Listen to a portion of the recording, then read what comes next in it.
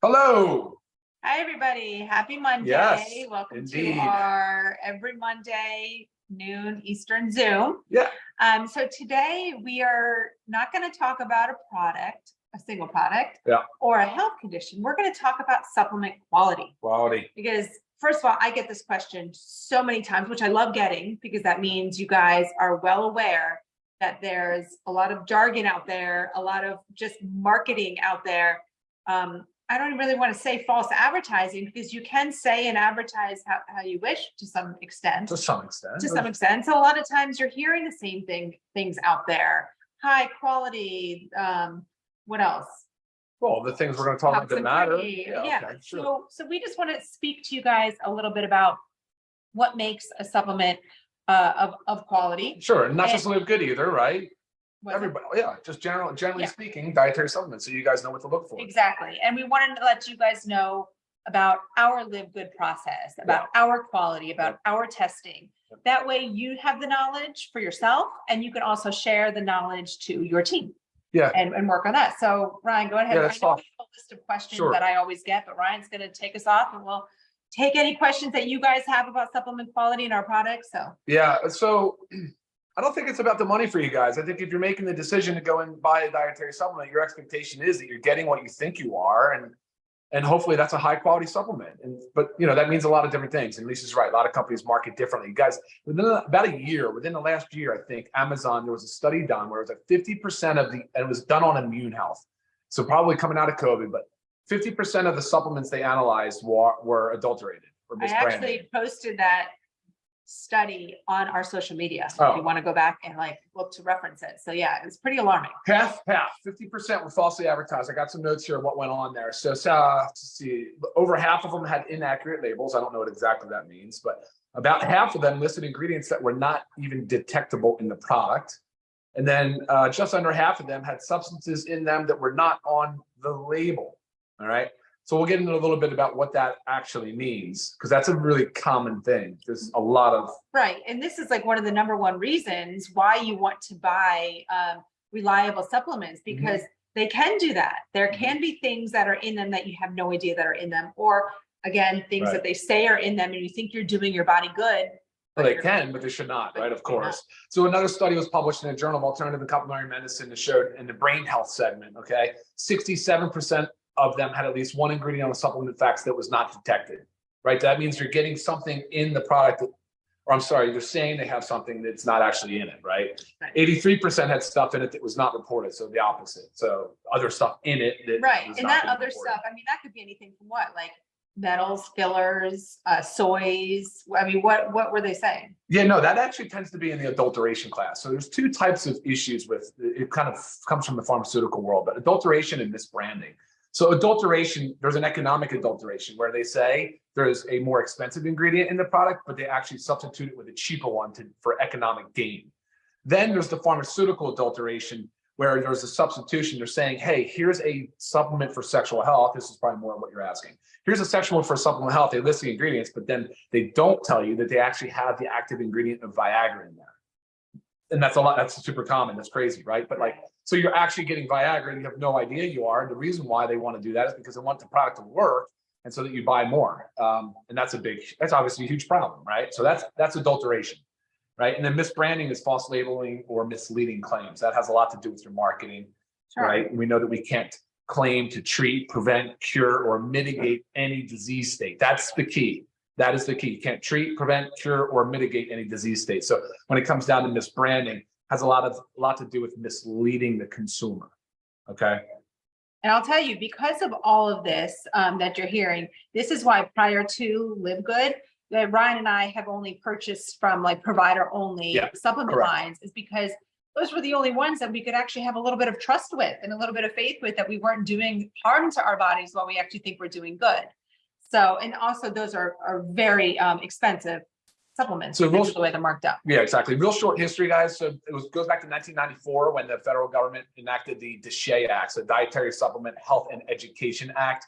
Before that, there wasn't really much regulation. And after that, that regulation kind of laid down the groundwork for the rules that dietary supplement companies need to abide by. Now, obviously, with the internet and the blow up of direct-to-consumer marketing, things have shifted and they really haven't caught up. But most people mistakenly believe that the dietary supplement industry is not regulated, and that's false. It is absolutely regulated by the FDA, but it's just regulated similar to food. And that's why we call it dietary supplements. It's a supplement to your diet. These are ingredients that are found in foods, and they are not regulated to the same extent that you would find in a pharmaceutical, right? And that's a big differentiator. Is there FDA approval, or is that no, and that's all going to be done only under drugs. Yep, okay. Only under medications, right? It's pharmaceuticals, absolutely. Right. Yeah, that's a common class. So hey, the couple classes. I just want to let you know, a heads up though, if you're using medications in the weight loss category, in the sexual performance category, or the physical performance category, pay attention, because those are the things you want to watch for. Those are the most commonly misbranded or adulterated classes of dietary supplements. So. All right, we're going to stop. We'll take a few questions. Now's a good time just to kind of pause before we go into the LiveGood discussion.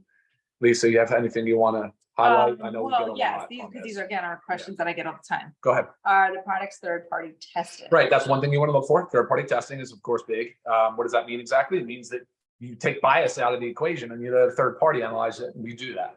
Okay, Yep. awesome. And what are the certifications specific to LiveGood? Our manufacturers, our products? I feel like these questions are going to sabotage the rest of this discussion on the LiveGood side, but that's fine. No problem. I don't mind repeating it. Really. No, it's fine. It's fine. So certifications are important. So you'll hear how to determine whether or not your dietary supplement is of any quality. Really what you should look for is at least at a minimum CGMP. Not every product has a stamp of CGMP. We don't put it on our product. But it is. Everything we do is CGMP. That stands for Current Good Manufacturing Practices. And that is that's just a quality assurance and quality control program that it's very robust. Right. The stamp is we're working on putting it on the product website. On the website. Yeah. But I tell you, there's so many different stamps that these products have. If we were to put them on the label, it would kind of take over the label. Yeah. So they're all going to be on the website. It's working on it. Right. Now, CGMP does a lot of different things, and I'm going to dive into that here in a minute, and about how you go into sourcing and how you determine what testing is done and all of that. But just know that CGMP is at a minimum what you should look for and expect out of a product. Okay.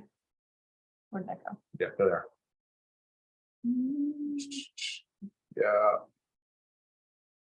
Yeah, we'll talk about sourcing. Sourcing is coming up soon.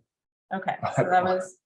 Yeah. What else do you have? Anything? Factor 4 is coming back. We're just out of stock. Soon, a couple of weeks. For sure. Okay, well, yeah, I mean, it's all, the questions are really all relative to LiveGood. So if you want to. Sure, that's good. Then, all right, fine, no problem. So I kind of try to break this down into a flow. So how the way I look at things. So in my mind, it starts not with sourcing, but ingredient selection. So why do we choose a certain ingredient? I get that a lot. And it's from my background, it's Lisa's background. It's our experience, it's our knowledge base. As a pharmacist, I've always paid attention to evidence-based medicine. So I always try to focus on things that I can expect to help a person achieve a positive health outcome. Now, notice that I'm not using words like treat, prevent, cure, mitigate any disease.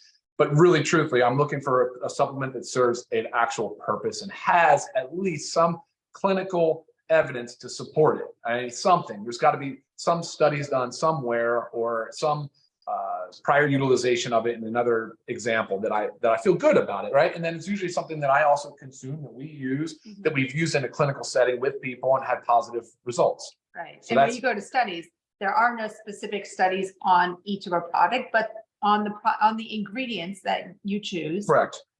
They have the studies. And it has a lot to do, truthfully, with can the body even use it?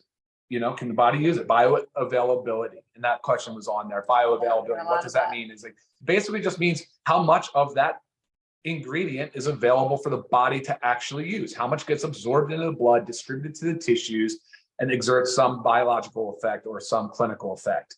And that's what we're looking for when we say bioavailability. But this also varies, because the question that comes in is, what is the bioavailability of something? But that's also dependent on. There's so much interpatient variability. So much. And it's not exactly known to that extent. How could it possibly be known? There's a lot of factors that influence the bioavailability. Do you have a certain disease state? Do you have Crohn's? Do you have anything like irritable bowel disease? Is there different medications? Different foods. There's age. There's just so many factors that can affect it. Yeah, absolutely. So bioavailability is one, of course, when we look at ingredient selection. We're trying to choose the highest quality, most bioavailable ingredients for you. Okay. Yes. All right, what's next? Well, Oh, I'm still going. yeah. Sorry. So, all right. So let's just assume that we're identifying ingredients that people need. All right. That's awesome. Great. Now we need to go to sourcing it. How do we ensure that who we're buying these ingredients from have a decent, a top-notch quality assurance, quality control program that is high quality. There is no cross-contamination, that we don't have to worry about quality of those ingredients, right? And that's ultimately what it comes down to. So our manufacturing partners obviously are CGMP. Within CGMP, there's a qualification standard for every raw ingredient supplier. So we go through and literally have them fill out an extensive, very thick, very robust packet to ensure that what their policy and procedures are meet our requirements. And that would be done on every single ingredient. Then we actually go as far as to test the ingredients in the raw form prior to even ordering and using that ingredient in our product. We test them, and that's where testing comes in. So testing is going to be at a minimum identity, so it is what you say it is, potency, it has the strength that we advertise it as, and purity, that it does not contain any contaminants. There's no mildews, there's no bacteria, so that's the microbial testing. There's no heavy metals or other contaminants that we'd be suspected of causing a problem with that product, right? So there is the sourcing aspect, right? Sourcing is everywhere. It's worldwide. Well, right. I get that question a lot. Where do you source your ingredients from? I'm like, well, whoever has the best product, really, right. And whoever has the best documentation and whoever has the best working history that shows that there's proof. I mean, for instance, the ashwagandha that we source, it's in our organic super grains, that's an India-based product. I mean, that's KSM-66. You can look it up. You can read entirely about their process. Feel great about that. And the Reds product, the aronia berry, the chokeberry, comes from a family farm in Iowa. Right. I always talk about that one because I love that one. There's a lot of stories like that, sourcing. We chose to source a branded ingredient. So we have quattrofolic in our multivitamin for our folic acid. It's a branded ingredient. They branded a folate that's methylated because it's more bioavailable. It's a better, higher quality form of folic acid. So, right. So sourcing is critical, right? I mean, that's where you really want to bore in and make sure that that you're getting the best. That's where the quality really comes from. And then, of course, if it's an organic product, meaning if it comes from the earth, if it has any chance of any contaminants, then you're going to go USDA certified organic. And that's what we've done. These three actually are our three champion USDA certified organic products, because I wouldn't accept them any other way. There'd be no way I would be willing to consume these products without knowing they're USDA certified organic. Definitely. So, and you talk about our CGMP certified manufacturers. We do currently have two. Well, that's us. I mean, those are our partners. Yeah, those are our partners. And they're the ones in Florida and the others in New York, both CGMP, NSF as well. So NSF is the, gosh, I just drew a blank on what it stands for. But if you're an athlete, we don't certify our products, but we do manufacture them in an NSF approved facility, certified facility. To actually have an NSF sport certification would mean that these products are allowed to be used in all athletes, collegiate, professional, Olympic, the World Doping Agency, all of those different agencies certify. NSF Sport would certify that they're approved. We don't go as far as to do the certification because we didn't think we need to. And if we do in the future, then we'll maybe choose to do that. But they are manufactured in an NSF facility, which is a very high CGMP level certification. Perfect. Yeah. And so everything, again, is tested and manufactured in the USA. Oh, yeah. Oh, gosh. Yeah. Sourcing worldwide, manufacturing, domestic, United States. Right. Yeah, absolutely. As a matter of fact, the NSF Sport cert that we have at our facility now is 455-2, which is the most up-to-date current. We passed without any hits on it, 100%. Awesome. And the inspector was actually not seen this yet. So first time we've seen it. That's a big deal. I mean, that's a big deal because those certification boards, they come in and their job is to ensure to preserve their brand and the authenticity. So they're not there to provide any favors. Right. And we do the testing that Ryan was talking about. We do provide the certificates of analysis at the very bottom of the website. You'll see certificates of analysis. Click on it. You'll see them all listed there.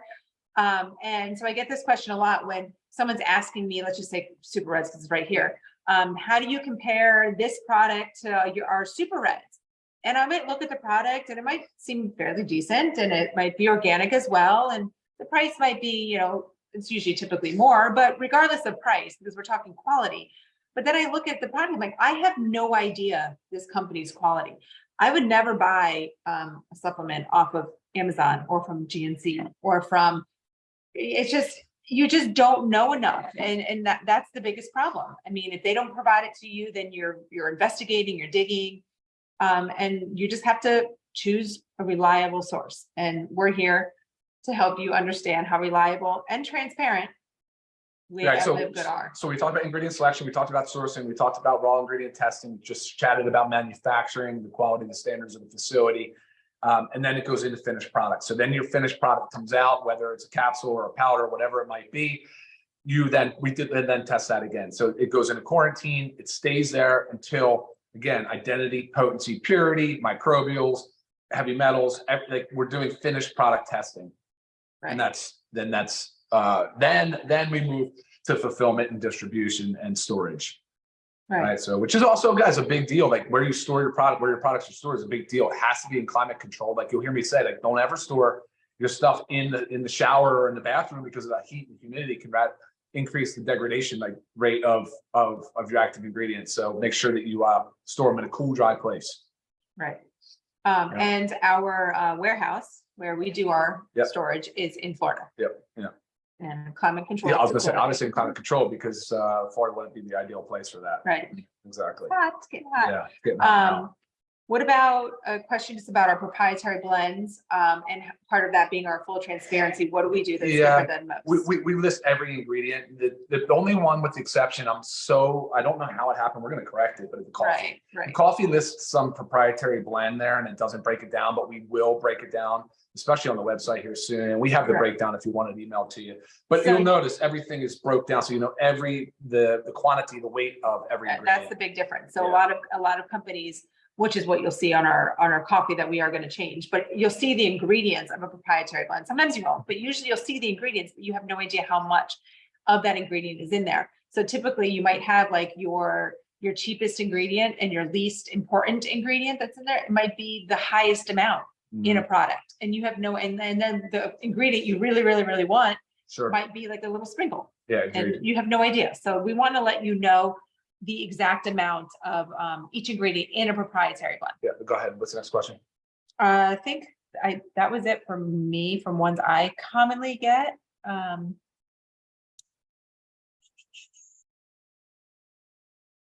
Keep going. Okay. All right, so to close, we're running 20 minutes after here, so we're wrapping up. So LiveGood doesn't have every product. So what are some things that you can do? So I don't know that I fully agree with Lisa that you wouldn't buy from Amazon or GNC, but if you do buy from them, you definitely should look for CGMP cert on there somewhere. Do your due diligence. See if they offer you the testing. If it's third party, try to find the COA, take a look at it, try to track down where they manufacture. I know it's not easy. And that's why once you find a brand or a few brands, and if you want recommendations, please feel free to email us. We'll tell you a couple of companies that we think have high quality product that you can easily source from. The unfortunate side is you're going to pay a lot for them. They're not cheap. They're not cheap. So when you're shopping for ingredients or supplements, just be careful, be aware, be wise, spend your money wisely. And again, use us as a resource. Or any questions, comments? What else is coming in? A few more questions. Okay. Yeah, I think that's it though.